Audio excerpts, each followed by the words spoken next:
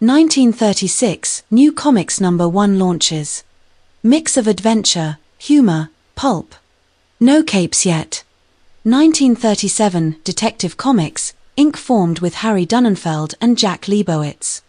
Detective Comics number 1 hits the stands. The DC in DC Comics comes from this title. I mean, that's profound right there. This is literally where DC Comics come from. Detective Comics. I mean, it was a whole different day and age when comic books first got started, right? Like, that was kind of the principal thing. They were a whole different thing. They were a whole different kind of animal. And we don't do detective stuff like we used to. Like, it used to, like, this is, again, the day and age. I think, like, the Dick Tracys were popping off. So a different time in terms of, like, what we were looking for. And to see, like, you know, those comic books, the branch out to the heroes, really spark a whole industry is pretty incredible. Marvel side. No Marvel yet. Martin Goodman is still just a general pulp publishing hustler. 1938 to 1945, the Golden Age and World War II. As the late 1930s turn into the 1940s, Franklin D. Roosevelt remains president. The United States enters World War II after Pearl Harbor in 1941. Right. The national mood is patriotic, anxious, and mobilized. Media is expected to reinforce unity, confidence, and American strength. Entertainment becomes a tool for morale. Throughout World War II, comic books remain priced at 10 cents. This stable pricing ensures comics remain mass entertainment, widely available to children and U.S. soldiers overseas. Like, that's a powerful thing, man. Like, how much of your culture gets embraced in war efforts, like, right? Like, when back in the day, I don't know if we still say the same thing now. I don't know if we see as much media coming out of wars now as we used to, but World War II was a big boom for comic books. I think in part because soldiers abroad, you're abroad, you're traveling, people send you something to read. It allows you to, kind of be in tune with culture, like, solves, breaks up the monotony for them, right? Obviously, they're already in paper form, they're super cheap. And then just like it being cheap, and they were so culturally relevant and well. Like, everything comes out of these. Like, we're going to talk about some of these, but like, I'll let them talk about a couple of these things first before I kind of give my thoughts on them. Superman, Batman, Wonder Woman, Captain America, Namor, and the Human Torch rise. Superheroes become propaganda icons and modern myths. Industry context. Yeah, this is the time, like, Captain America, like, this is first of all, let's look at the longevity of all these characters.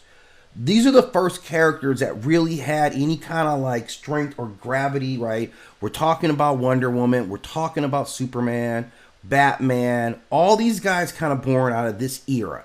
So this is the 30s, and we're still repping these same guys right now. So we're creeping up on 100 years, right? In the next decade, so we're in the 90-year range of messing with Superman, Batman, Wonder Woman. That is enhanced staying power.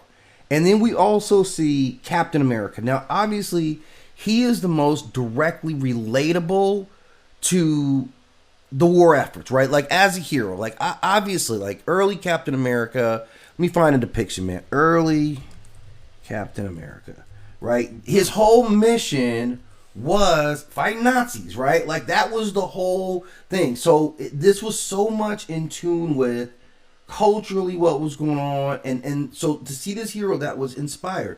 Some of the other ones they named didn't survive, into this day and age. One of the big ones is Namor, and Namor is one of my favorite characters, but we don't really even talk about it. The Namor character that we knew has been completely reintegrated to kind of an amazing degree. Like, I honestly don't even recognize this Namor as the Namor, right? I literally don't. I don't see anything in this character that kind of reflects. Like, they change his past, especially with the MCU, right? Which is absolutely terrible about what the MCU does. But we do see those initial characters, even the Human Torch. Like, that Human Torch became, he died, right? And then, like, Johnny Storm carried the mantle. But the first Human Torch, man, and I'll have to track this one too, like, The first Human Torch, he was a robot, and I think he became somebody else. Like maybe he even became the Vision. And I'll have to track that one, man. That'll be a good history because I think they just reused this body, which I don't understand how a war era body could even manifest anything going forward. But that's what they did, right? So that character is a very, very interesting character in the long scene. But Captain America clearly got through. He's one of the oldest.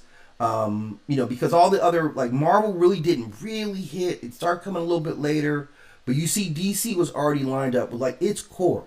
DC had developed its core that's going right now back in 1938.